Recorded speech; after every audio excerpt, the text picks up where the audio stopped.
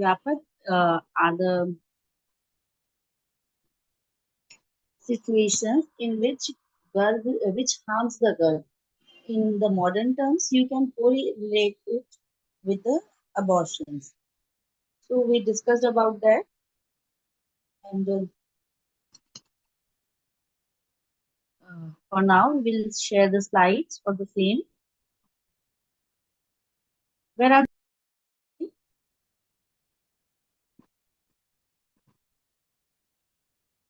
let's share the slides.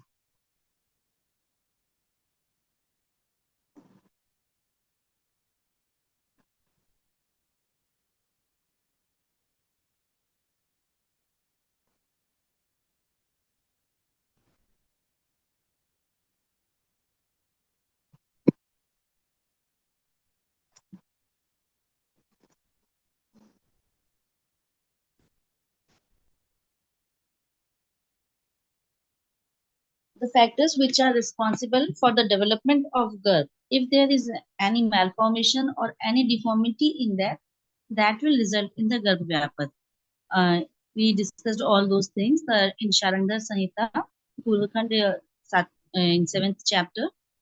8 kind of Garbhvyapat are discussed. Upvishta, Nagodar, Makkal, Murgar, Vishkam, Gurgar, Jadayu Dosh, and Garbhat. All these are the 8 kinds of Garbhvyapat as per the Sharangdar Samhita. And different acharya discussed about the different kinds of Garbhvyapat. And the fixed number is not there in between different acharyas.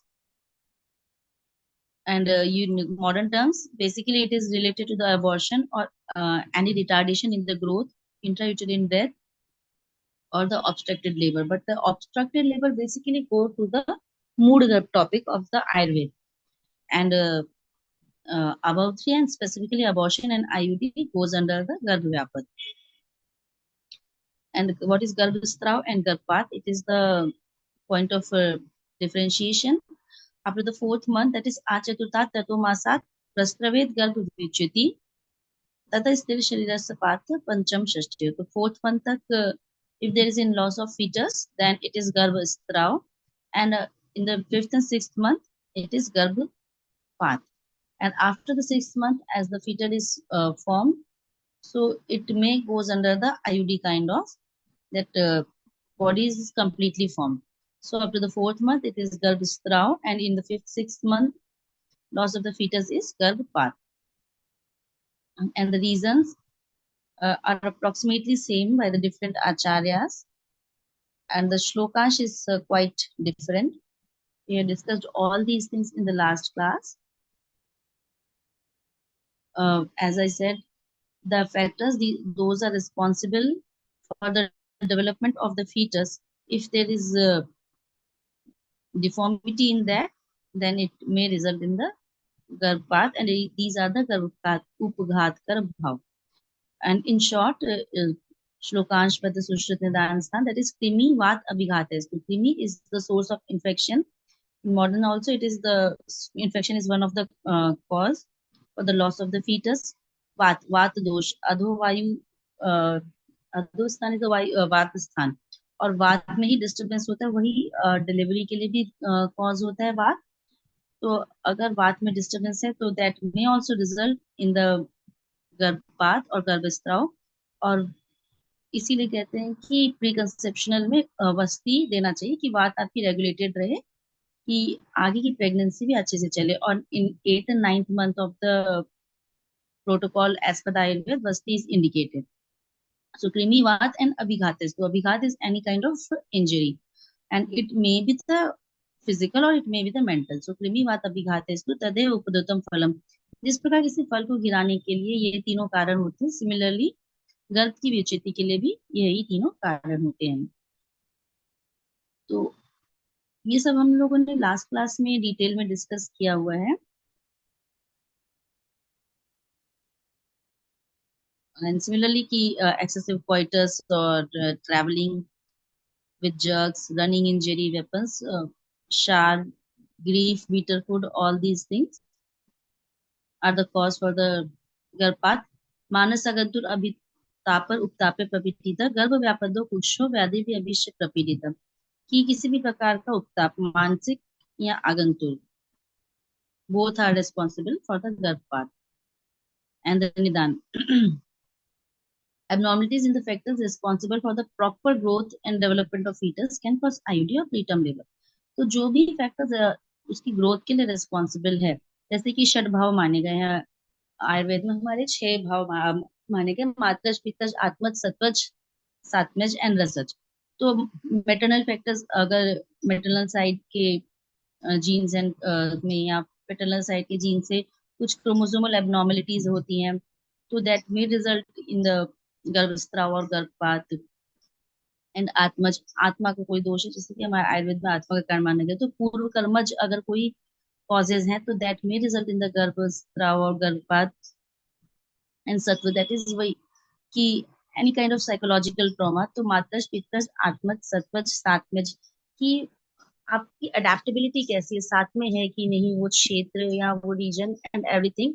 तो अगर साथ में भी कहीं कुछ disturbance आता है, तो that may result in the गर्भपात। And research is related to the nutrient value, you can say. So any of the nutrient deficiency or abnormalities can result in the गर्भस्राव or गर्भपात। तो abnormalities in the factors responsible for the proper growth and development of fetus, जो growth and development के लिए responsible है, उनमें ही कुछ abnormalities होती हैं दैट कैन कॉज आईयूडी और preterm labour. And after the 4th month of pregnancy, anger गिफ, ये सब भाव हैं या सिचुएशंस हैं जिनको कि अवॉइड करना चाहिए। तो अगर excessive amount of anger, grief, jealousy, fear, excessive coitus exercises, व्यायाम इज आल्सो कॉन्ट्राइंडिकेटेड फॉर गर्भिणी। But there is sometime confusion कि योग एंड व्यायाम, तो एग्रेसिव व्यायाम इज कॉन्ट्राइंडिकेटेड एंड योग जो है अष्टांग योग होता है, और उसमें भी यम नियम तो करने ही चाहिए। एंड आसन पार्ट में आते हैं, तो some of the asanas in gentle form can be done. Then pranayama should be done. And pratyahara और धारणा ध्यान समाधि टिपिकली नहीं करनी चाहिए। इन शॉर्ट मेडिटेशन आप कर सकते हैं। तो देयर इज डिफरेंस, इससे आपको कंफ्यूज नहीं होना कि एक्सरसाइज नहीं करनी तो आप योग भी मना कर रहे हो। With the proper guidance, yoga can be performed.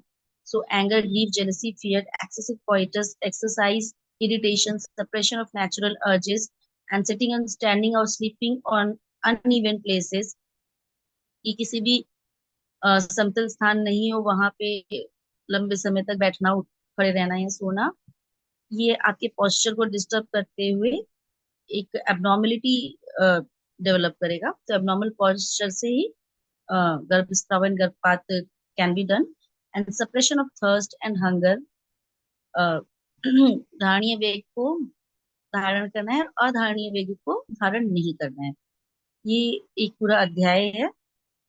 सो जब नॉर्मल में ही मना किया गया है, तो गर्भिणी में तो बिल्कुल ही it is can not be done.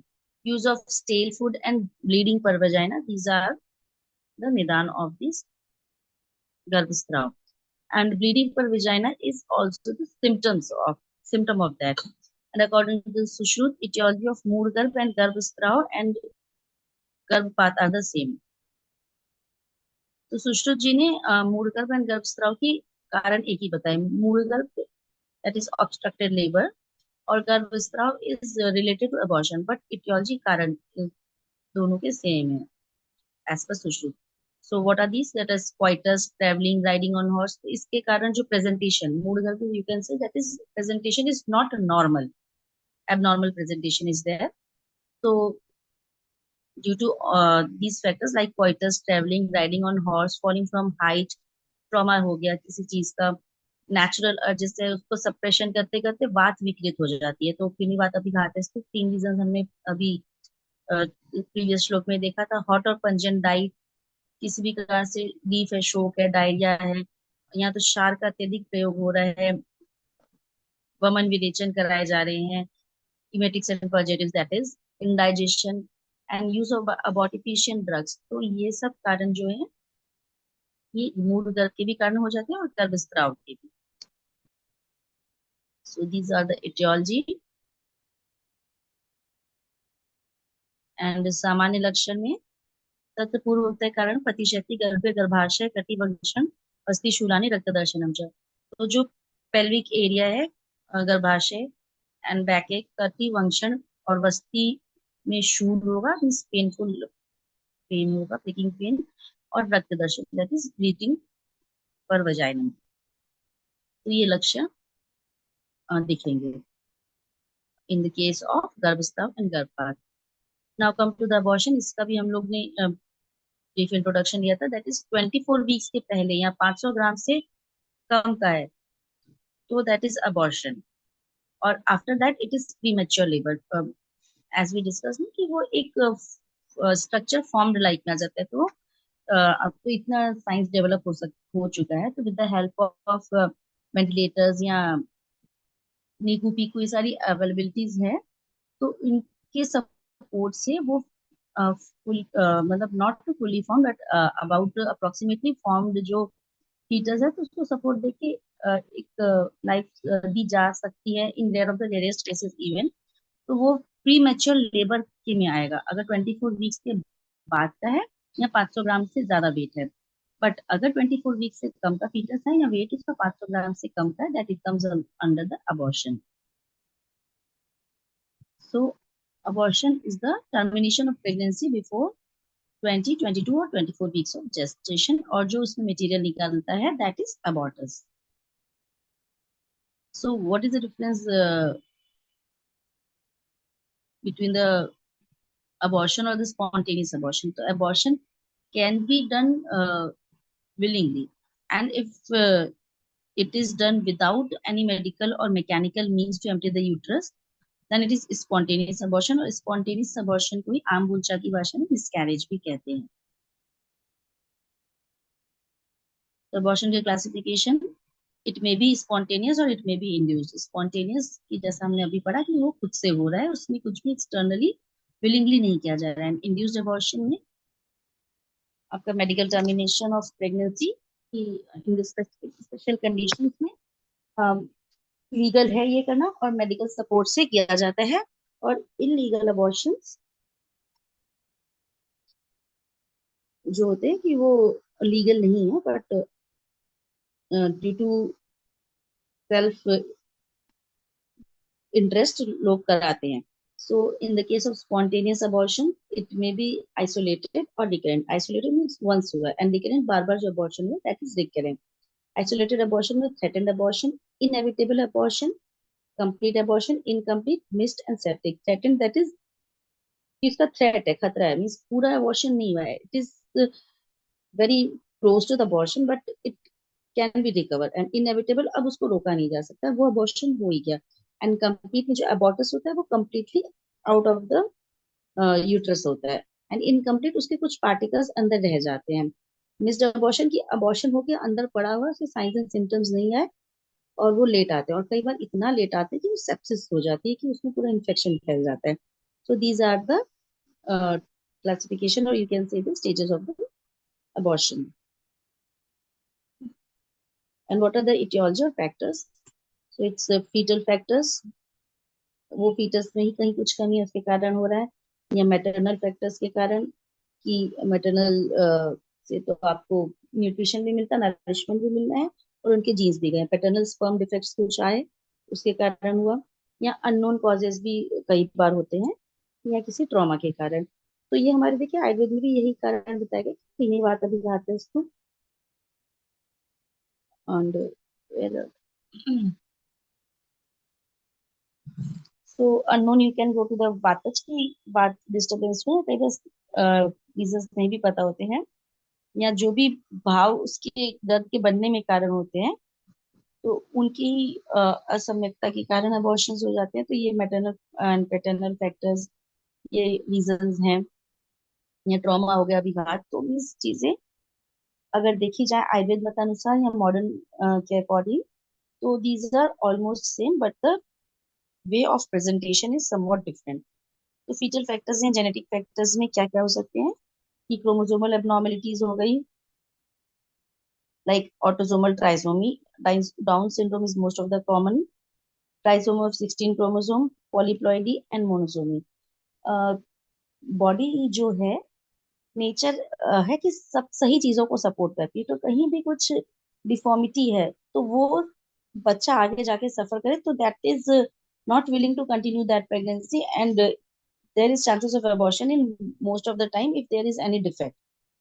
कई बार सही में भी अबॉर्शन के चांसेस बनते हैं, वहां हमें कंट्रोल करना है, बट हमें अगर अबॉर्शन की हिस्ट्री है बार बार, तो उसको हमें क्रॉस चेक कर लेना है कि व्हाट इज द कॉज। कहीं कुछ ऐसे कॉजेस तो नहीं है कि वो आगे जाके वो बच्चा या पूरी फैमिली ही सफर करे। सो क्रोमोसोमल एबनॉर्मलिटीज के केसेस में भी वो नेचर उसको एक्सपेल आउट कर देना चाहती है। Gross congenital abnormalities, blighted ovum, knots in the umbilical cord and twin pregnancy. So जहाँ सपोर्ट नहीं कर पा रहा यूट्रस उस फीटस को, तो there the chances of abortion increases. Now endocrine factors, पूरी बॉडी के मेटाबॉलिज्म के लिए ये एंडोक्राइन जो है हार्मोन्स जो है उनका बैलेंस होना बहुत जरूरी है कि फंक्शन सही से चलता रहे। And when there is dependency of to life is there, so it is much more important. So hypothyroidism या hyperthyroidism, दोनों ही केसेस में it may result in the abortions, or it may be the cause of the infertility even, diabetes mellitus and inadequate corpus luteum। तो वो corpus luteum जो है progesterone secret करता है, pregnancy को सपोर्ट करता है, तो वो inadequate है, तो प्रेगनेंसी सपोर्ट नहीं कर पाएगा। नाउ सर्वाइको यूटेरिन फैक्टर्स की सर्विक्स ही इनकॉम्पिटेंट है, ये बेसिकली सेकेंड ट्राइमेस्टर में जाता है। फर्स्ट ट्राइमेस्टर तो किसी तरह प्रेगनेंसी चली जाती है, कंटिन्यू हो जाती है, बट इन सेकेंड ट्राइमेस्टर वो सर्विक्स पे प्रेशर पड़ते हैं सर्वाइकल इनकॉम्पिटेंसी के कारण, there are chances of abortion. And congenital malformation of uterus कि कई बार दो यूट्रस होते हैं, बाइकॉन्वेट यूट्रस, तो उसमें स्पेस कम मिलता है, many of the chances are there, और भी कुछ मेलफॉर्मेशंस है यूट्रस में, तो वो सपोर्ट नहीं कर पा रही प्रेगनेंसी को, या यूट्रस में ट्यूमर है या फाइब्रॉइड है, तो वो फिर और एग्रवेट हो जाते हैं, या उनके और सिम्टम्स के कारण अ, वो प्रेगनेंसी सपोर्ट नहीं कर सकता यूट्रस। रेट्रोवर्टेड यूट्रस या Asherman syndrome, these are the cervico-uterine factors that may result in abortions। या इन्फेक्शन के कारण तो torch is the most of the common infection. अगर इनफर्टिलिटी प्रोफाइल में भी देखते हैं या अर्ली प्रेगनेंसी में भी, तो टॉर्च टेस्ट या सिफिलिस टेस्ट, ये सब इन्वेस्टिगेशंस देखे जाते हैं। So TORCH is the combination of four infections, that is toxoplasmosis, rubella, cytomegalovirus, and herpes simplex. And other than that, malarial and other protozoal infections may cause in the abortion.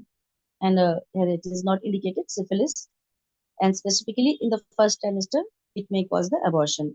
अब immunological factors, ये यहाँ पे like क्या होता है ना कि अपनी बॉडी के मीन्स ग्रोइंग फीटस को ही वो एक्सटर्नल पार्ट समझ लेते हैं और इम्यूनिटी बढ़ के उसको अबॉर्शन कराते हैं। लेकिन एंटी फॉस्फोलिपिड एंटीबॉडी सिंड्रोम, तो it take fetus as an antigen and antibodies are generated for the abortions. So, antiphospholipid antibody syndrome, lupus, anticoagulant, human leukocyte antigen, and blood group incompatibility, and basically RH incompatibility की mother अगर positive है और negative husband से, तो negative blood group आ गया, तो that में result in the abortion. तो उसके लिए एंटी डी वैक्सीन दी जाती है, इंजेक्शन दिए जाते हैं, या एबीओ इनकम्पैटिबिलिटी भी हो जाती है कई बार, so due to difference of the blood group. And generally first pregnancy तो किसी तरह कंटिन्यू हो जाती है, लेटर प्रेगनेंसीज में, सेकेंड या थर्ड प्रेगनेंसी में इनकी प्रॉब्लम्स ज्यादा आती है, like of the RH incompatibility।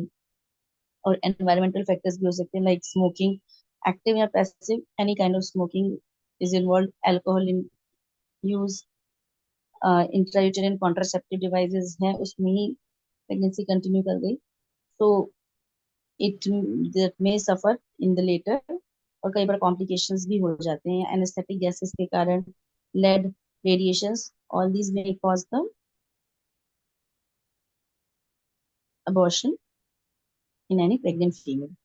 Now trauma, तो डायरेक्टली कोई इंजरी हुई आपके पेल्विक रीजन में, एब्डोमिनल रीजन में, या जर्नी के कारण जर्क्स के थ्रू, या पर vaginal examination in susceptible individuals means PV से हर किसी में abortion नहीं होता, but in some people are susceptible, तो उससे काफी vasovagal contractions and many other step by step reactions are there, या किसी साइकिक शॉक के कारण भी एक ट्रॉमा हो सकता है।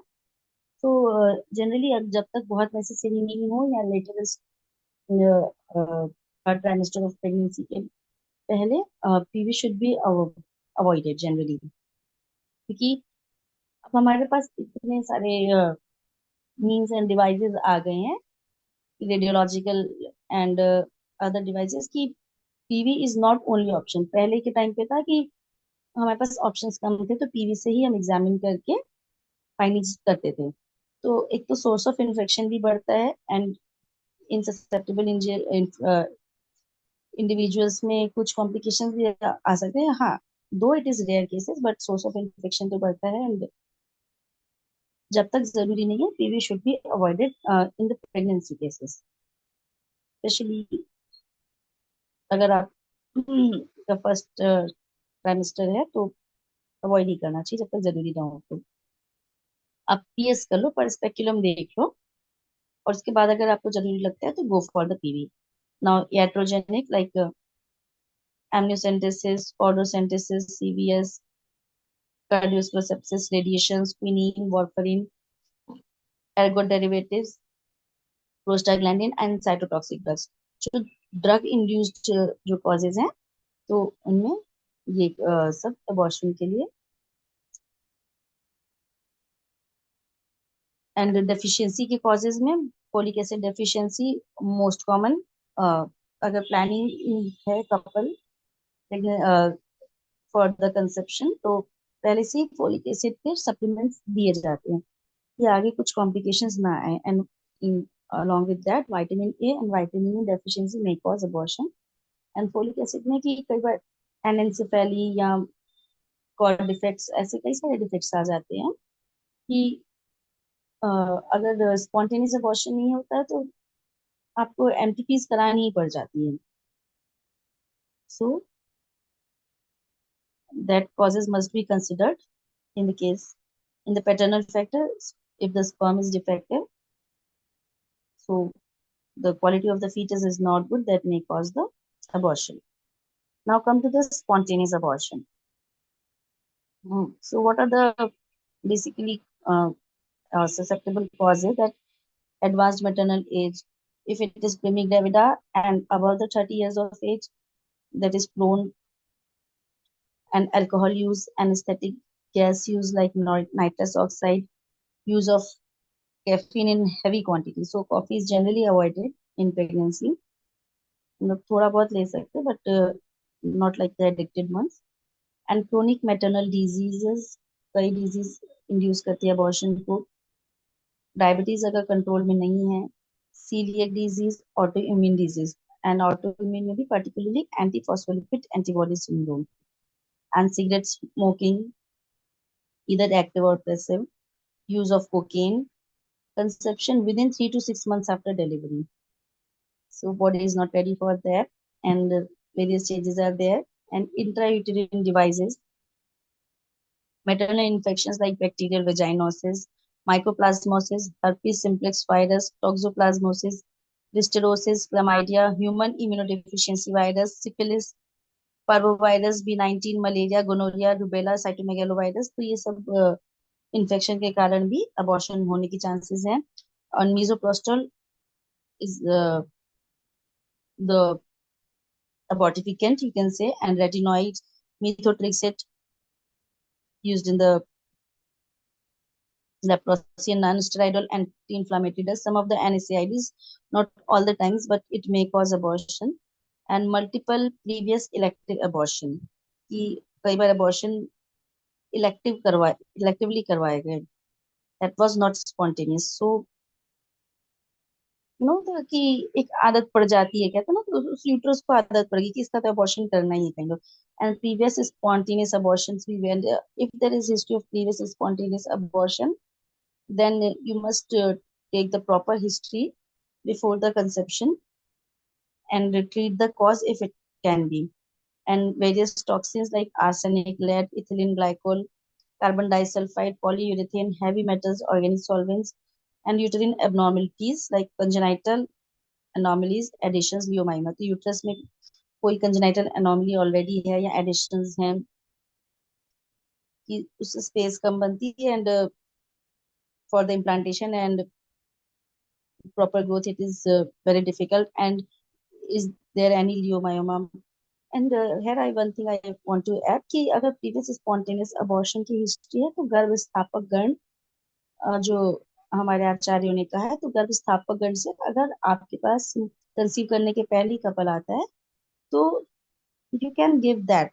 और मासानुवासिक चिकित्सा में भी जो ड्रग्स दी गई हैं तो उसको भी हम ऐड करके we can support the pregnancy in the case of spontaneous abortions if there is any history. And what is the pathology? Hemorrhage is into the deciduobasalis followed by necrosis of tissues adjacent to the bleeding. तो सबसे पहले deciduobasalis में hemorrhage शुरू होता है, उसके बाद adjacent tissues की necrosis होती है जहां से bleeding होती है इसके आसपास की, कि वो कंट्रोल करने के लिए नेक्रोज होने थे. If early the ovum detaches, stimulating uterine contraction that results in its ovulation. तो अगर अर्ली स्टेज में अबॉर्शन हो रहा है तो ओवम डिटैच हो जाता है इम्प्लांटेशन साइट से. तो फिर जैसे कि ओव्यूलेशन के टाइम यूटेरिन कॉन्ट्रैक्शन होते हैं उस ओवम को बाहर निकालने के लिए, तो इस टाइम पे भी कॉन्ट्रैक्शन होकर वो बाहर निकल जाता है. Gestational sac is open, fluid surrounding a small macerated fetus, and alternatively no fetus is visible, that is blighted ovum. कि मीन्स कई बार पेशेंट्स आते हैं लाइक कि हाँ कुछ दिन डिले होकर पीरियड आया, थोड़ा ज्यादा आया, इन बिटवीन उन्होंने यूपीटी भी किया था तो दैट 2 लाइन दिखी. So you can correlate with this condition की प्रेगनेंसी मीन्स फर्टिलाइजेशन हुआ, कई बार इम्प्लांटेशन भी नहीं हो पाता है, उसी टाइम पे ही वो आउट हो जाता है zygote. And sometimes the implantation होके भी it is poor implantation and that detaches from the walls and uterine contraction के थ्रू वो बाहर हो जाता है एज एन अबॉर्टस. तो अब स्पॉन्टेनियस अबॉर्शन की कैटेगरीज अगर देखें तो थ्रेटेंड अबॉर्शन की सारी प्रिपरेशंस हो गई हैं अबॉर्शन की, बस वो अंदर है तो इसको हम लोग फिर भी रिकवर कर सकते हैं. But inevitable abortion it is not possible to stop that abortion. Complete abortion में सारा अबॉर्टस बाहर निकल चुका है, इनकम्प्लीट में उसके कुछ पार्ट्स बाकी हैं. सब अबॉर्शन में if that fetus is not alive but it is missed, वो अंदर पड़ा हुआ है. and recurrent abortion में बार बार हो रहा है. so these are the categorization. now the spontaneous abortion की definitions जैसे कि अभी हम लोग ने जो डिस्कस किया. so in the form of definition, complete abortion, all the products of conception have been passed without the need for the surgical or medical intervention. कि कुछ भी मेडिसिन के थ्रू या डीएनसी के थ्रू हमें निकालना नहीं पड़ा, सब अबॉर्टस जो था वो automatically by itself it is passed out. And incomplete abortion, some but not all of the products of conception have been passed and retained products may be the part of the fetus, placenta or membranes. तो जब भी abortion की history लेके female आती है तो उसका ultrasound जरूर कराना चाहिए. And if there is it is incomplete abortion तो उसकी एज सून एज मीजोप्लास्टी वगैरह देके अगर अबॉर्शन कंप्लीट हो जाता है ये तो डीएनसी करके करना चाहिए, क्योंकि वो जो कंसेप्टस रहता है वो कई बार फिर उसको एज एन एक्सटर्नल मटेरियल लेती है बॉडी और फिर वो बहुत ही सीवियर कंडीशन भी हो जाती है, एकदम हैवी ब्लीडिंग में एंड कई बार शॉक में भी पेशेंट चला जाता है.